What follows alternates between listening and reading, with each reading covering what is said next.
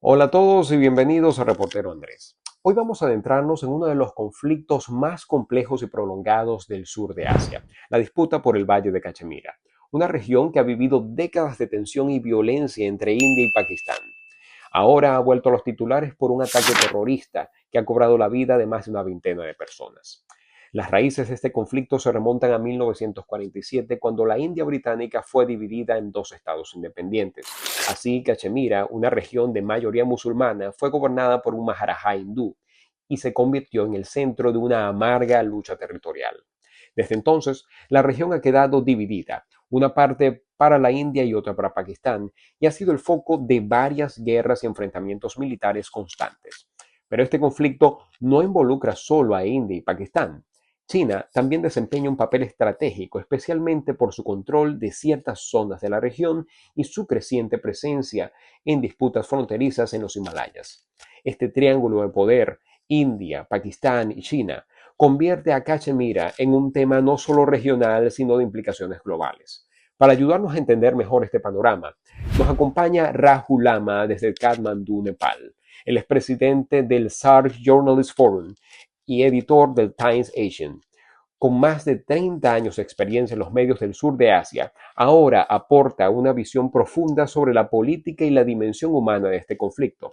El SAARC Journalistic Forum defiende los derechos de los periodistas y promueve la paz, la democracia y la libertad de expresión en la región, y le agradecemos mucho que esté en exclusiva para América Latina y los Estados Unidos en Reportero Andrés. Empezamos.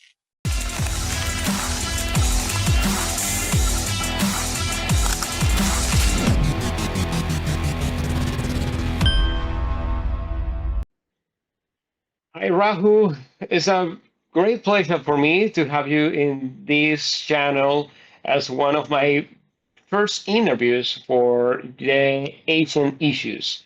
How I told you, Okay, thank Raju you. is the president of SAARC Journalist Forum, one of the main forums for journalists in the South Asia.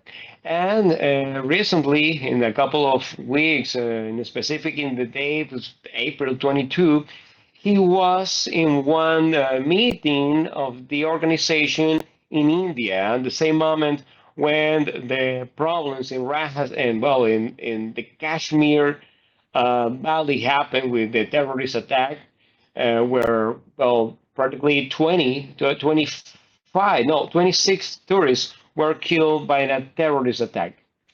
Rahu, the first the first thing is to say hi. I hope that you stay good because you are in Nepal right now. You are in Kathmandu. How are Okay, you? yes. Okay, thank you, Andre, very much for this interview. First of all, I want to wish all the journalists all around the world. Today is World Press Freedom Day, also May 3rd. So, I want to take the opportunity to greet all the journalists all around the world in the behalf of SAARC Journalist Forum. That the world will be um, press freedom and expression freedom. We can entertain, we can use press and expression freedom thoroughly all over the world. I want to wish in the May 3rd. And Andre, I'm very much thankful that you give me this opportunity that you had already mentioned that this is your first time about the South Asian issues. So thank you very much for that. No, thank you, Rahul, for well for have the time to talk to the audiences in English and Spanish about this issue that is happening right now between Pakistan and India. Rahul, you went to India. You stayed in New Delhi. I would like to know in specific what kind of atmosphere did you perceive in New Delhi? I don't know, do the Indian and Pakistani people really believe that a conflict is possible? That people really think that that problem could be possible? Actually, Andre, now the situation of South Asia is very worst. Uh, the conflict between two nuclear power countries, India and Pakistan, are in way. I don't want to say that it's begin, but it's on way.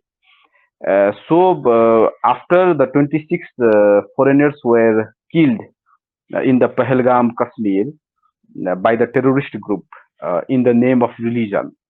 The media, the news has come that every people who were killed were asked their religion, said that if they are Hindu, then they will be they are killed from the name of a Muslim. So I think after that, the Kashmir issues is not a new issue. It's the very it's the issue of century issue when the India and Pakistan did the partition.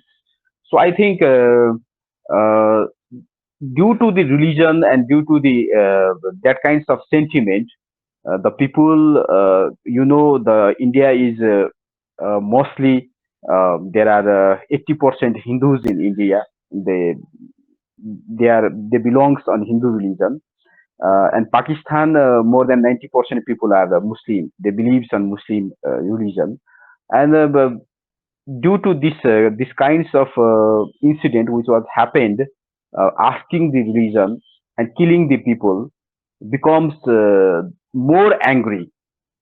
Who believes on religion, the people becomes more angry. That's the reason the India and Pakistan they are in the mode of war. Uh, I don't say the war will begin, but you can see the media of the India and Pakistan nowadays that they are totally preparing for the war. So I think this is not a good news for South Asia and all world also. So you have asked me what you feel during New Delhi. During New Delhi, there was a one conference, and our conference was topics as a role of journalist to establish peace in the South Asia.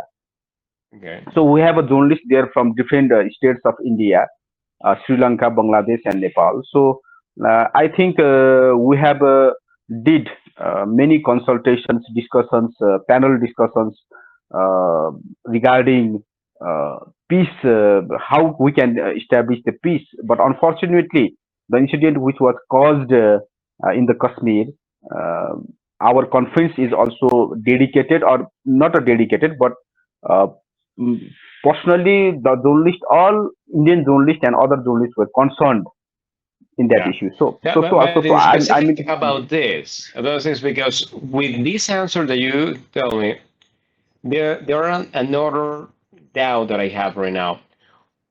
If this conflict happened, what is the impact that this conflict between Pakistan and India could have in another countries of South Asia, like Sri Lanka, Nepal, Bangladesh? What is the impact that is possible that they feel if these kind of conflicts start? see, Andre, the war itself is very much harmful for all human beings. In the last century, or in the last decades, or in the last years also, you can see the war between like First World War, Second World War. Every war is not useful for human beings. It is harmful for all human beings. Okay, so like I want to explain you, there is a war between Israel and Palestine in Gaza that harms all Middle East. Regionally, the Middle East is affecting due to that war, and like the Russia and Ukraine war also, that also affects whole Europe and Asia subcontinent. So I want to say that if the war will begin in between the Pakistan and India, that will directly affect the the South Asian countries. That will directly affect Asian countries, because Nepal, Sri Lanka, Bangladesh, Afghanistan. These all are the neighbor country of the India and Pakistan itself also. We are neighbor countries. So there is one proverb, Andre. We can change friends, but we cannot change neighbors. Okay, we can change friends, but we can't change neighbors. So the Pakistan India itself is neighbor country. Nepal is also neighbor. Bangladesh is also neighbor. Sri Lanka, Bhutan, Maldives. We are neighbor countries. We are in South Asian region. So I think if these two giant countries, two powerful nuclear power countries fight each other, that will definitely affect the Nepal and Sri Lanka or Bangladesh or South Asian region or Asian region also. So I think if the war will begin between these two countries, that will affect economical and then cultural and then everything like industrial product and everything in this region. From that, the people will affect from that war directly. Well, talking about this point is something interesting that not so many people knows that China is one of the main actors with one very important role in the world right now. But in specific in this part of Asia, China had borders with the Mhm, Kashmir Valley, mhm, and even they had one part that technically is part of the Kashmir Valley, and they had mhm, control of this part. Uh, China in this conflict, what kind of role they have? Because I guess that no, they with this intention of have the Silk Road, the Silk Road plan of the China, mhm, that practically cross Central Asia, is something that could be mhm. affected in one bad scenario of war. Um, did you hear something about the international affairs policies that China could be stay focusing right now in Pakistan and India? See, Andre, China, Pakistan, India. These three countries itself are neighbor countries, and there are many different between these countries. Okay, there are many conflict, border conflict. There is border conflict between India and China also. There is border conflict between India and Pakistan also. You know about the border conflict between China and India also. So these three countries itself is a very important and powerful country of the Asia. Maybe you have heard the names, the BRICS. BRICS also associate these countries. Maybe you have heard Shanghai Cooperation SCO also, Shanghai Cooperation Organization SCO, which associate with these three countries, China, India, except they are in those countries. One thing is that the Kashmir you are telling about, the border in the Kashmir lies in the POK. Okay, Kashmir is divided into two parts. One Kashmir lies in India and another Kashmir lies in Pakistan. And the border divided with the China is not a Kashmir of India, but the Kashmir of China, POK. That is, we used to call Pakistan occupied Kashmir. And China have invested billions of dollars in the POK in the name of BRI, Belt and Road Initiative. They have initiated that project in the POK, from the POK to join Asia and Europe, Middle East, Asia and Europe from there. Uh, so I think there is some economic and then diplomatic relations between Pakistan and China. And in the South Asia, in the Asia, China and Pakistan are a very good friend, always good friend. They never have any conflict, any kinds of arguments in any aspects. Okay, but India and China, they have a many conflict. they have fought war in 1962 also, and the China is claiming Arunachal province and then Ladakh and then other province as a part of Tibet, and India is also claiming that Oxide Chin is the part of India, isn't it? So I think there is many conflicts between India and China. So I think as a Pakistan is a forever ally of China. In this war, the Indian media and other media are supposing that China will support Pakistan, not India. Okay, Okay. China will support Pakistan because why China will support Pakistan? Yes. Because they have lots of investment, billions of investment in Pakistan. First, and second, there is no any conflict and no any arguments between China and Pakistan, but there are many arguments and many conflicts between India and China. So I Yeah, think and about this thing in specific, Rahu, called my attention one press release of the Pentagon here in Washington. And mhm, well, yesterday, well, the Secretary of Defense, Pete mhm, Hegseth, he said that they are ready to back, uh, well, to back India in any action. mhm, So United States is backing India in this conflict, and mhm, everything makes sense overall when we have very clear the complex situation that right now is happening between U.S. and China.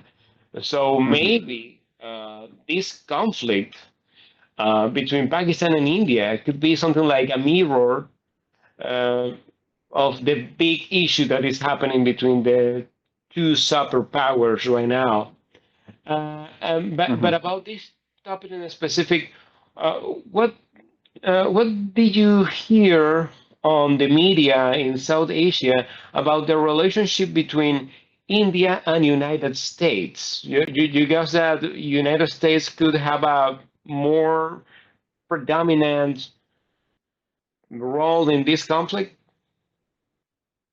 No, but see, Andre, yesterday there was a news that defense minister, you have already mentioned in your question also, defense minister of US have called defense minister of India.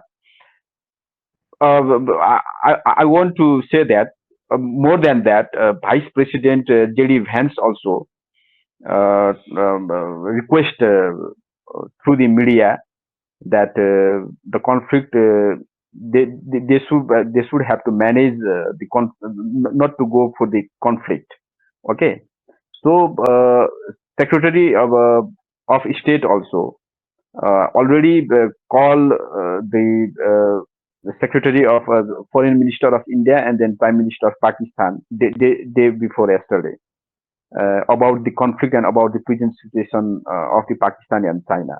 Sorry, Pakistan and India. So I think, as you say, the United States is backing India. I don't think United States is backing India. I don't think because uh, the, you are as come in the news. They said India that they said Pakistan that help India to find out or to investigate freely investigation for to to to know the actual situation of terrorist. If it is backed by the Pakistan, any group of Pakistan or Pakistan government or Pakistan army, then Pakistan have to support India. Terrorism is not good thing for anyone. So I think in this sense, United States is against the terrorism. So so United States is supporting India in this means. But United States also, I think they don't want a war between two countries. They want de-escalation between two countries. They want to minimize de-escalation. They want to not increase the de-escalation, but they want to make the de-escalation between two countries. So I think United States, if back India, and then China, if back the Pakistan, then you can think it will happen World War, Third World War. I mean to ask you, what about Russia then? Russia will back which country? Okay, Russia will back Pakistan or India, and another countries like European countries, UK, France, and then another country. Uh, what they will do? They will back Pakistan or India. In the sense of America and China, you can imagine the world will divide into two fractions. So after Trump elected as a president of United States, he don't want war. That you can see when he called Mr. Zelensky in Washington D.C. in White House. He is accusing Zelensky that he want to become a third world war. He is the cause of third world war. So I think Trump is not interested to go in the third world war. So as your question, if United States and other countries back India, and then China back Pakistan, and if Rus will do anything, that means he will take any side. Then I think the world will divide into two factions. Then the world will go in the world war. So I think any security member of Security Council of United Nations, they are not ready for the war, because United Nations um, itself is established after the Second World War. So the dialogue, the consultation must be needed. Yeah, well, in this case in particular, I guess that maybe for the audiences could be interesting to know that the core of the conflict right now remain in the fact that Pakistan don't recognize so many of the allegations that make India about who Mhm, is the sponsor, who is backing the terrorist group that made the attack in Kashmir. mhm, That's the main thing right now, because India have a suspicion that the government of Pakistan is backing the terrorist group, or at least they try to cover the terrorist group. But the Pakistan government, they say that they don't have any relationship with these guys, with this terrorist group. But at the same time, I remember that 4 days ago with in one interview with the Sky News in UK, the Minister of Defense of Pakistan, they even guessed that India could be behind the attack that happened against the Indian population. So that's well, that's a well, you or me are journalists. Right mhm, now, we we can see one word, but the microphone word, where someone is lying. Someone are not mhm, saying the truth in this moment. What do you think about this? Your opinion. That is not something to compromise on. mhm. So, see, Andre, it's very fantastic question. Okay, actually, how India could kill their own citizen? How India could India have a hand in that kinds of terrorist attack? Actually, I didn't believe in this kinds of opinion. Okay, these kinds of views are just a, just a joke, just a joke. So I think in the history there are some uh, connection. Okay, in the history like Mumbai attack and another attacks, big terrorist attack in India. That shows there is some of the connection of terrorist group with some of the uh, group of the Pakistan. I'm not saying that the Pakistan government is funding them. Pakistan army is helping them, but I just want to say that in the history, some of the groups like the ultra groups of the Pakistan, like Lashkar-e Toiba and other groups, and like Bin Laden also. Al Qaeda is also, the US had found Bin Laden in Pakistan, and he was killed in Pakistan. So in the previous history, you can see there was some connection between some group with the terrorist group in the attacks of Mumbai attack, or any place of the world. That is the reason that India is accusing that Pakistan have a hand, not only the ultra group, the ultra religious group of the Pakistan, but Pakistan government itself, Pakistan army itself, and the Pakistani agency ISI have a hand, have a connection with terrorist group. This is India is blaming. Okay, India is blaming these types of things because of the history have proved it in the different the action, in the different kinds of terrorist action in the India that prove it. So India is claiming that, blaming the Pakistan, but as the side of the Pakistan, they are telling the terrorist group is mobilized by India. I think that's not true. India will not kill their own citizen uh, who goes to celebrate their holidays in Kashmir as a tourist. How can we imagine that India will kill their own citizen like the terrorists did? Asking the religion. Main thing is here. The main thing is the asking the religion. The people were Yeah, killed asking the religion.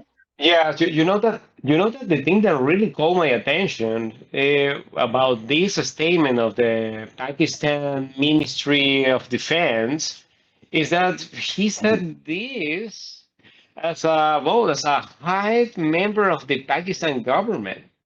So Mhm. wow, that kind of explanations really, I guess, that don't help to try to make bridges of understanding and negotiation with the Indian government.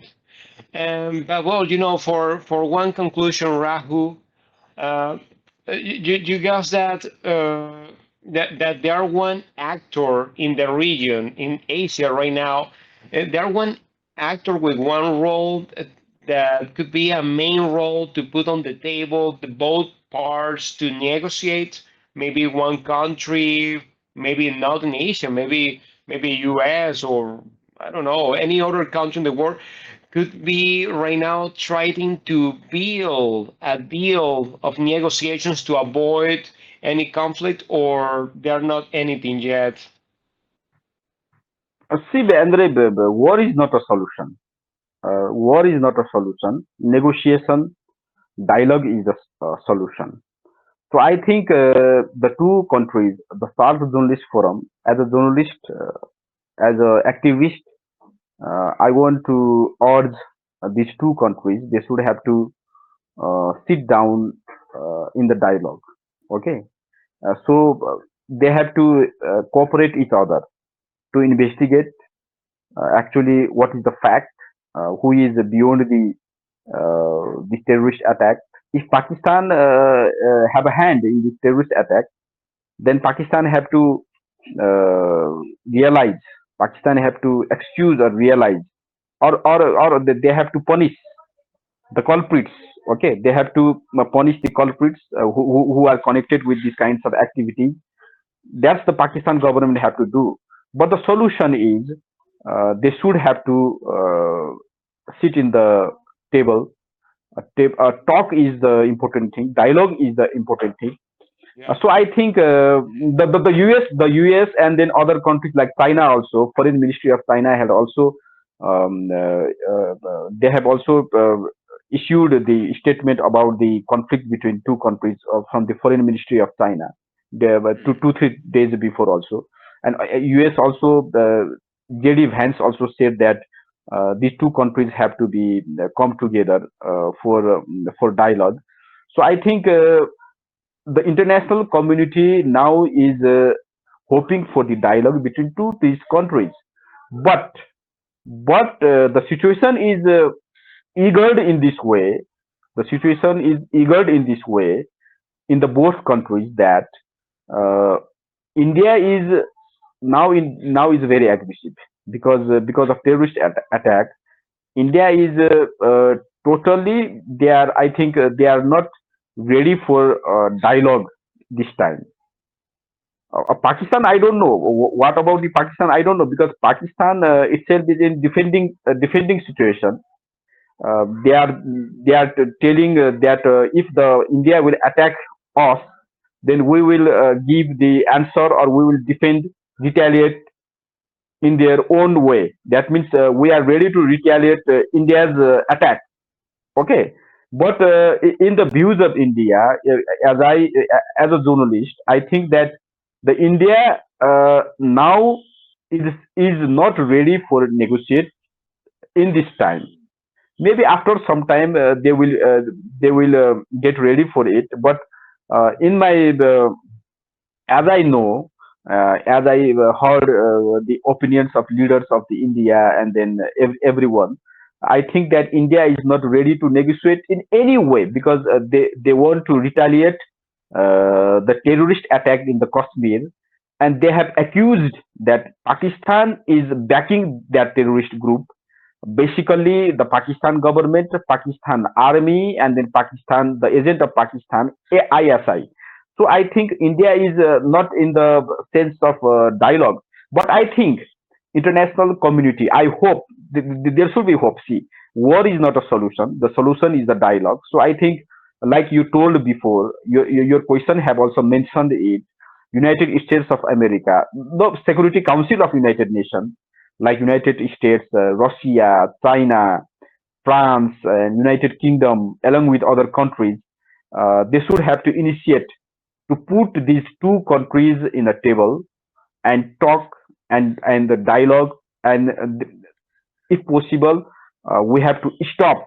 Okay, if possible, the United Nations itself, and then other countries, the third countries have to uh, they have to stop this war, because now the human beings and the human civilization, the world is now, they can't afford war. Okay, because you think that, that the Middle East war, and then Ukraine and Russia war, and again the South Asia, Pakistan and India war.